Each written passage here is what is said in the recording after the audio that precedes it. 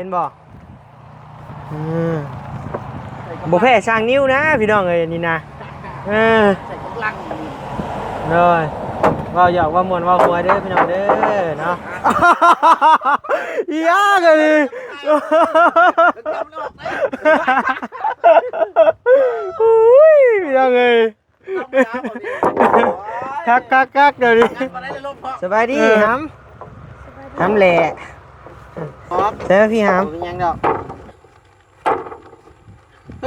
ถ่าแล้วทางยังร้องเหยียบตะปูได้มันได้จากบาทนี่โอ้เป็นตะแซ่บนี่คั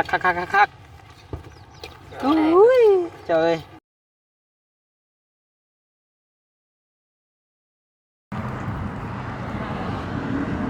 พ่อแม่พี่น้องเลยเนาะกราบทักทายสบายดีพ่อแม่พี่น้องเด้อเนาะมาทุกคู่ทุกคนบ่ว่าสิอยู่พังลาว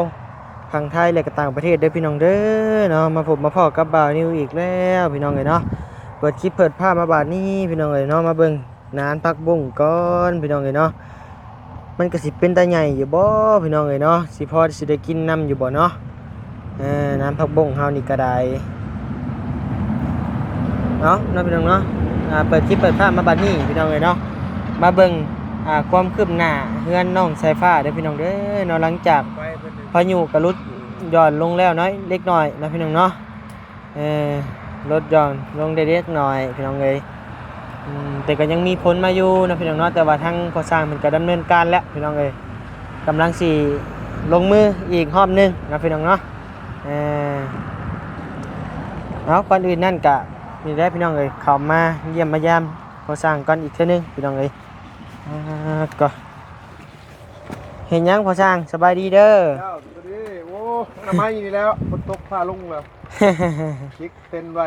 โดยแปลงใหม่แปลงไว้ยาวข่าวคุณไปฝนตกแน่โดยมื้อนี้ได้พักผ่อนบ่หรือว่าสิดำเนินต่อมันฝนตกเฮ็ดบ่ได้แล้วคืนไฟก็มันชุ่มดิโอ้โดยผักนั่นแหละคือบ่มัดขึ้นนี่รอบเพาะบ่มันลมเลยยามมันจีกดิชั้นนี้ก็บ่เป็นหยังดอกโดยบ่ได้ขังบ่ให้มันเปียกโดยเช่าหรือจังเฮ็ดซุกโดย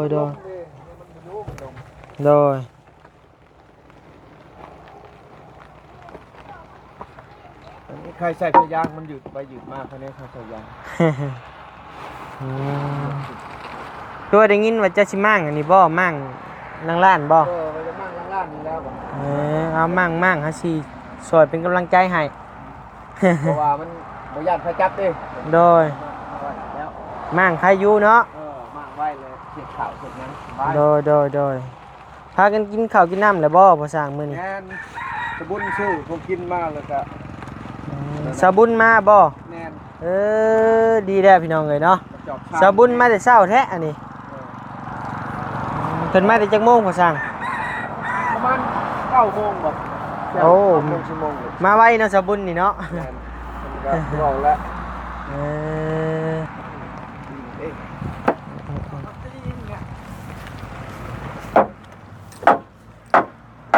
ต้มใส่ออกบ่น่ะให้สร้างน้อยลงมือรถเนี่ยนี่วีผมงามแท้บัดนี้สบายดีเด้อสร้างน้อยเด้อได้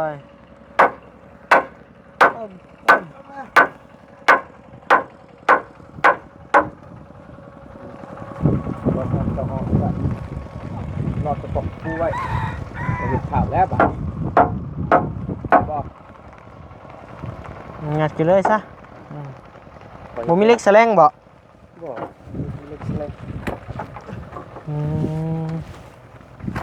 ดอกมูบิ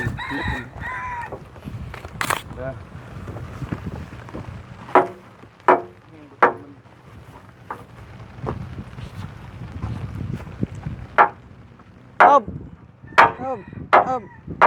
โอ้ยบ่ติง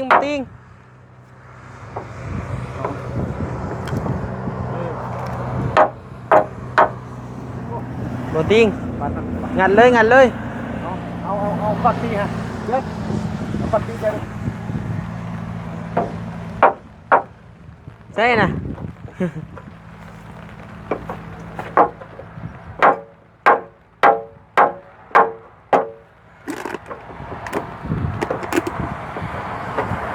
เพราะห้าหน้าเอาไม่หน้า12น่ะดันขึ้นรถดันขึ้นรถบัดนี้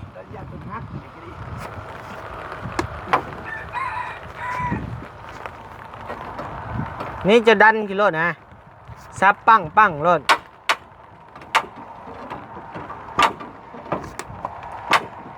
แค่นี้ก็ถูกเนาะ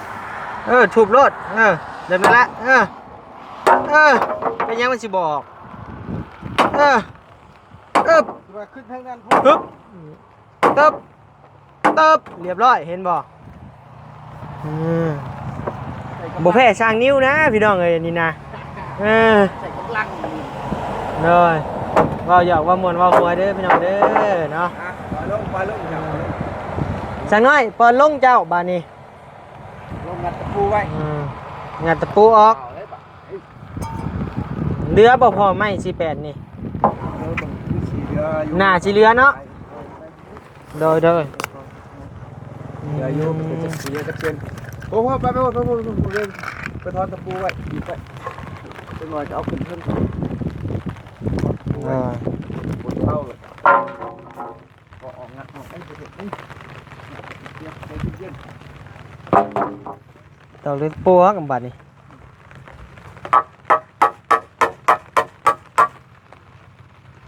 ตำเนี่ยเฮาเฮ็ดอีกตำคือเก่าแล้ว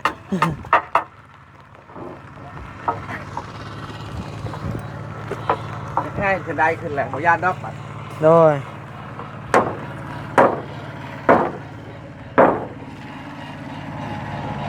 ตึบจูบแน่นลิ้นเอาใหม่เนาะดอกร้อนตะปูแปะเอาลง4 เส้น5 เส้นโอ้บุญทวีมาแล้วพี่น้องเอ้ย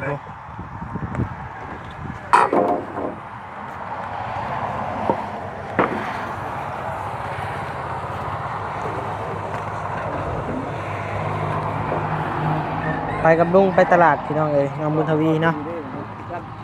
ทางบ้านยาวกำลังเฮ็ดกระปูพี่น้องเอ้ยดิ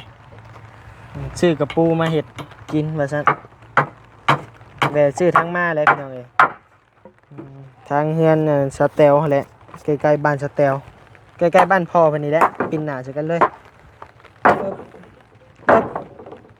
แห้งๆพอแห้งพอก็จะเบิ้ลแหกมือแรงกับมือเติมพลังกับเมียมือแรงเพลงเบิดคักแล้วเว้ยเบิดบ่เพลงเบิดแหละแรงจะเมื่อนำเฮาบ่แม่นโอเคแล้วจ้ะทางเมื่ออยู่พี่น้องเอ้ยไปเติมพลังจากมือ2 มืออ้าวอีหยังกันน่ะจนว่าไงเงือบนักไปแค่ล้ำเลยไปจ้ะกินหลายโพดกินหลายโพดชาติไงโยนจะตามถึงเห็นยังโยนจะรู้ว่าโอ้ยรถปลาไผ่มาถึงแค่โยนปลาไผ่ถึงหำบ่โอ้ขันโยนไปตัวมาหับเนาะมันก็ปอกเซลิงกันโยจุกแล้วตีเลยโอ้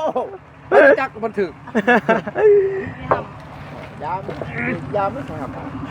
ใส่เบิ้งสิเหยียบให้มาว้าคือไม่ใช่มันเองทำไมเองพับซ้ำนะ2 มือเนาะเพิ่นเฮ็ดเนาะบ่ได้ลูกน้องข่อยนี่ธรรมดานี่มี10 นิ้วแต่ข่อยเอา7มาเลยพ่อเอา7บ่มัน10 นิ้วมันสิไวกว่าไวกว่าบ่มันสิไวโพดนี่7 นิ้วก็พอแห้งเบิ่งผู้ท่าแล้วต่อพี่น้องเอ้ยใช่5เสียงแห้งด้วยน่ะบ่มีได้จำเคยเห็น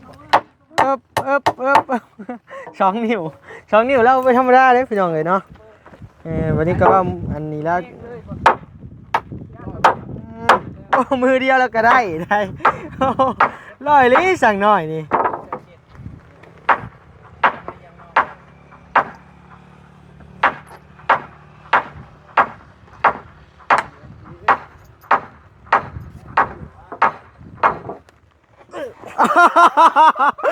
ยากเลย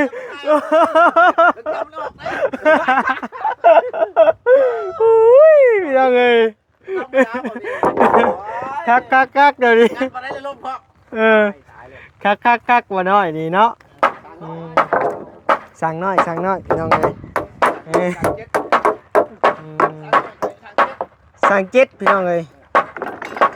บ่แม่นว่าบ่นิ้วเว้าอันนั้นละเด้อพี่น้องเอ้ยเนาะเว้า บ่มีได้ตัว พอได้หัวนี่แดพี่น้องเอ้ยเนาะก็บ่แม่นว่าเว้าประมาทลาวเนาะพี่น้องเนาะเราเป็นพิการกะบ่แม่นเจตนาแนวนั้นแหละพี่น้องเอ้ยเนาะปึ๊บมือเดียวเราก็ได้อยู่พี่น้องเอ้ยดูเดือดลีนี่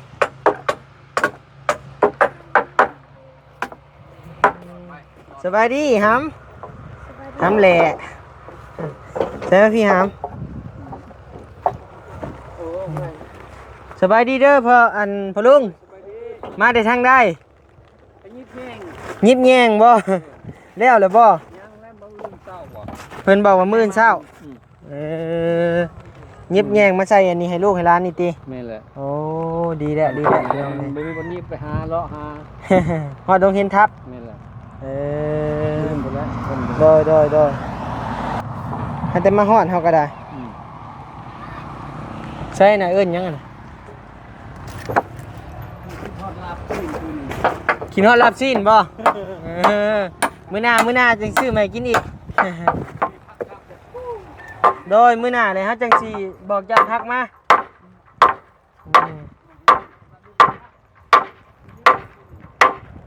บาดิตี้โกเก้คนกินดิบเพิ่น โกเกกนั่งร้านพี่น้องเอ้ยหรือนั่งร้านถึงกับสร้างน้อยหงายเงือบ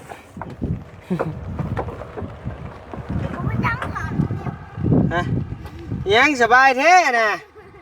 เอาแล้วเจ้านี่เนาะบ่ว่าเพิ่นดอกพี่น้องเอ้ยเนาะเพิ่นเฮ็ดบ่ได้ดอกเรื่องแบบนี้พี่น้องเอ้ยมันนักป้าผู้ใหญ่เฮ็ดซะเนาะ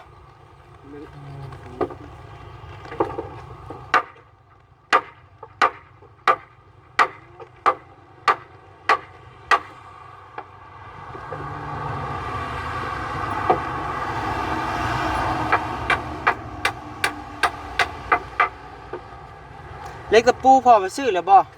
ชื่อแล้ว3 โลโดยเดี๋ยวถ้าบารี่มาพุ่นแหล้ว บ่เป็น โดยเพราะว่าเฮาบ่มีงบนะ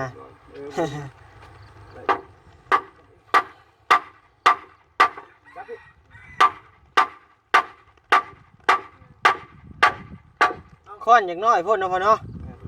โอ้ยเนาะค้อนในรถเฮาคือสินักคัก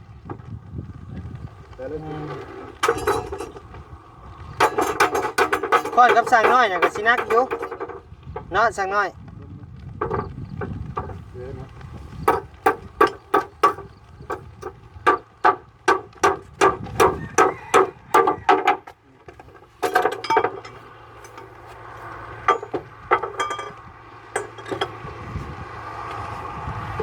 ปึ๊บ สิง่ายๆอยู่แล้วสร้างน้อยพี่น้องเอ้ย โอ้ว่ะใส่กำลังแห้ง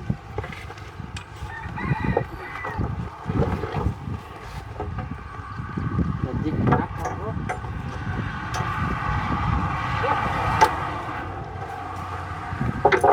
โอ้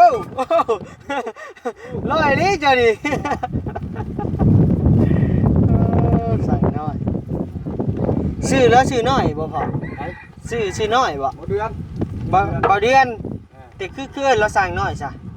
ผู้นี้ห้องว่าช้างเดี๋ยวเป็นผู้น้อย น้องใจผ้าบ่พาเอิ้นนี่เนาะ ประกวนกันได้ สั่งน้อย ลูกก็ประกวนสร้างอีกผู้ใหญ่นอนนำกันอีกว้าเคยว่า4-5 โมงแล้วหยอกกัน น้อย ตื่นเช้าโอ้ นิดน้อยเนาะมันหล่น เช้าลูกนี่ ลูกแต่เช้ามันหล่นบ่กินอะไรตินี่น้อยมื้ออื่นนี่8 โมง 9 โมง เก่งเลยมึงเด้อคอยขอบ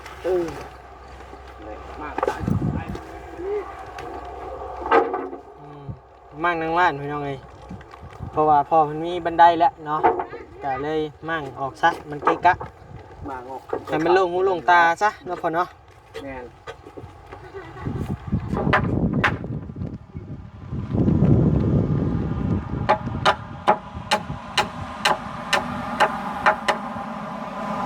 โ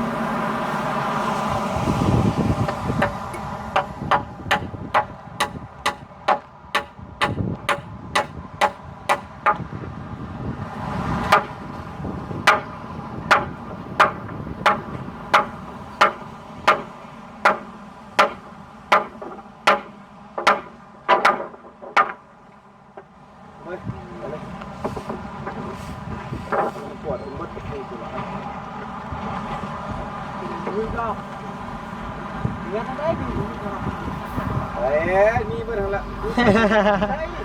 ไว้นานแล้วใช่นะเป็นมาแล้วเป็นกระทบขึ้นเอาเด็กเบิ่งโอเคป่ะ มือเดียวแล้วพี่น้องเลย มา โอ้มือเดียวแล้ว2 นิ้วแล้ว โอ้ช่องผิว บ่แม่นว่าบ่นิ้วเว้า2 นิ้ว2 นิ้วนี่บ่แม่นว่าเว้านั่นนี่สิลาวเด้อพี่น้องเอ้ยเนาะเว้าแบบเฮาก็ฮู้จักกันแล้วเพิ่นก็บ่ได้อัน แงกแล้ว โดยบ่แม่นว่าบ่นิ้วประมาณว่าทางอ้ายเพิ่นพิการได้พี่น้องเอ้ยเนาะเว้าอันนี่แหละพี่น้องเอ้ยเนาะ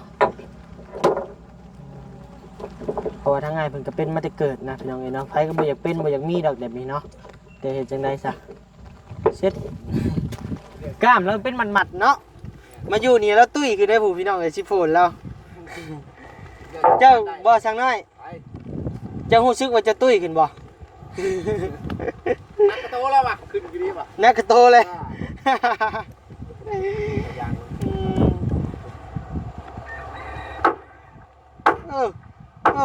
ใช่นะเอาตัวเทิงออกก่อนกว่านะ เดินก่อนเอาไปทำเส้นก่อนเวลามันสะดวกเป็นนี่สั่งน้อยนี่ตัวนี้เอาไม้ทางเอาสั่งน้อยสั่งน้อย สั่งเดือนเนาะ สั่งเดือน หักเอิ้นตามผู้นี้ได้พาเว้าสั่งน้อยสั่งน้อยเป็นยังจะยังเงินแล้วสั่งน้อย มาเป็นเห็ดเป็นอาชีพเป็นงานก่อสร้างนี้บ่ได้โอ้นั่นน่ะบ่ได้เงินใช้ดีกว่าแนวหาเห็ดเวียกเห็ดงาน แล้วแล้วบ่จีกับปูกับบ่ยาวยังกำลังอยากฮู้อยากเห็นพี่น้องเอ้ยเนาะบ่ติเพิ่นดอกกำลังม่วนกำลังซื่นพี่น้องเอ้ยเพราะว่าเด็กน้อยเพิ่นบ่สู้มีไผมาอยู่เฮือนนะพี่น้องเอ้ยเนาะอยู่ลำพัง2คนไอ้น้องกะเห็นคนมาหลายเดี๋ยวนี้เพิ่นก็ม่วนซื่นบ่ติเพิ่นดอกพี่น้องเอ้ยเนาะมักแหละเนาะคนมาหลายพี่น้องเอ้ยเนาะเด็กน้อยพี่น้องเอ้ยเบิ่งช่างน้อยต่อบัดโอ้บาทเดียวเราเห็ดนะ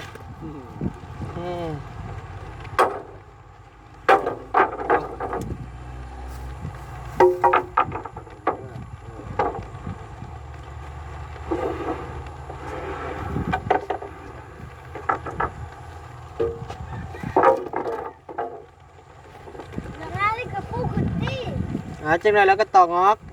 บ่เป็นยังดอกถ่าแล้วทางยังระวังเหยียบตะปูเด้อสั่งหน่อยเด้อมันแห้งแล้วบั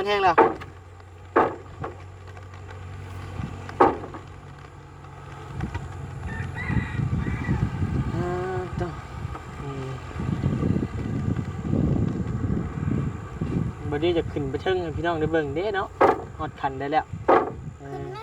บ่ยันตกเบิ่งมุมสูงก่อนพี่น้องเอ้ยนี่แหละพี่น้องเอ้ยเนาะได้ไม้ตัวนี้แล้วพี่น้องเอ้ยตัวนี้เนาะแล้วก็แอมไม้เทอร่าพี่น้องเอ้ยเนาะใส่นี่ใส่ทางหน้านี่แล้วก็มุงหลังคาบัดนี้พี่น้องเอ้ยตัวนี้ก็ใส่กัน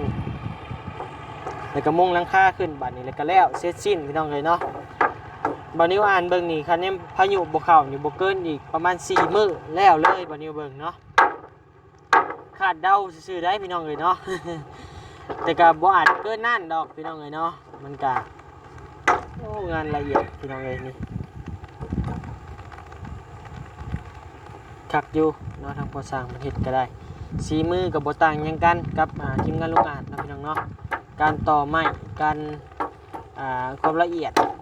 กับบต่างกันเลยแหละพี่น้องเลยเนาะสีมือเรา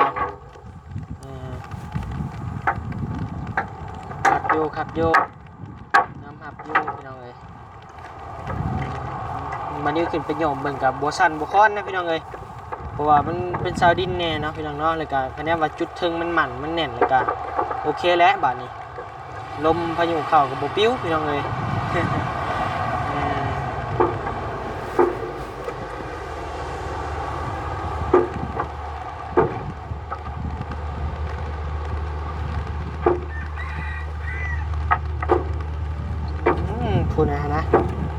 สบายดีเจ้านี่เนาะเสฟ้าสบายเนาะเจ้าเนาะ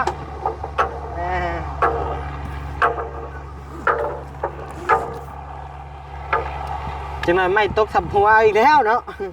เอาบ่ตกดอกพี่น้องเลยเนาะมันคนละบ่อนกับน้องเพิ่นนอน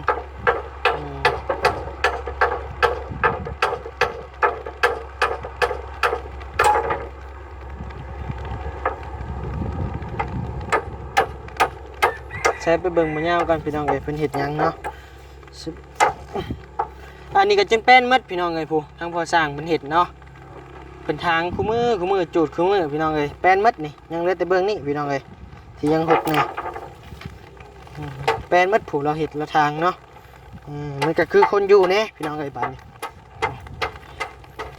ใส่ไปเบิ่งมะยาวก่อนพี่น้องเอ้ย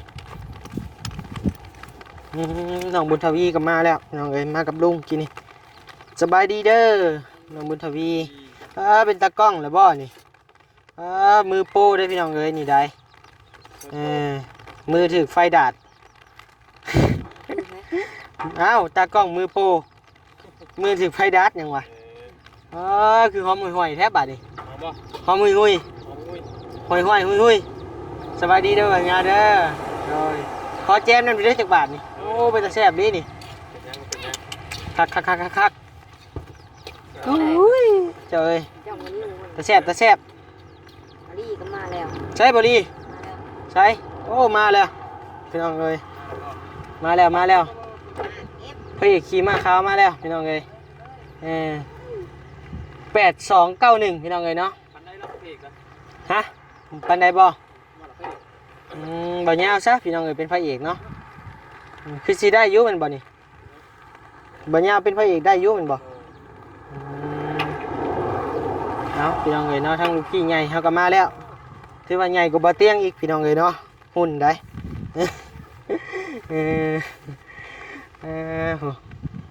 ป้ายรถบอลี่นี่คือกันกับป้ายรถบอนิวได้พี่น้องเอ้ยบอนิวนี่อย่าง1291ของบอนิวเนาะของบอลี่นี่8291ก็บ่ต่างหยังกันต่างแต่ทางหน้าพี่น้องเอ้ยป้ายก็ได้สวรรค์เขตคือกันอีกเนาะเอาพี่น้องเอ้ยเนาะทางนี้ก็มั่งเกือบสิเสร็จสิ้นแล้วพี่น้องเอ้ยเนาะวันนี้ก็มาอัปเดตให้พี่น้องเบิ่งเพิ่มเติมเฮือนน้องบุญทวีสายผ้าเด้อพี่น้องเด้อเนาะฮอดคันนี้แล้วพี่น้องเอ้ยยังเหลือแต่แอมไมโซล่าแผ่นสังกะสีเสร็จสิ้นอย่างเดียวเลยพี่น้องเอ้ยบาดนี้เนาะเนาะคลิปนี้บัดนี้ก็สิได้ล่ำลาพาจากเพียงสำนี้เด้อพี่น้องเด้อเนาะมาอัปเดตเพิ่มเติมให้พี่น้องได้เบิ่งได้ชมคลิปนี้ก็ได้ทางพ่อสร้างเพิ่นมากนั่งร้านเด้อพี่น้องเด้อเนาะโดยวันนี้ก็สิได้ล่ำลาพาจากเมื่อทุกคนเด้อเนาะขอให้พ่อแม่ FC ทุกท่านที่เข้ามารับชมคลิปบานิวขอให้เพิ่นอยู่ดีมีแรงเด้อสุขภาพเข้มแข็ง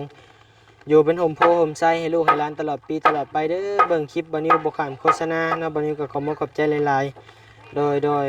เอาสบายดีเด้อบ๊ายบาย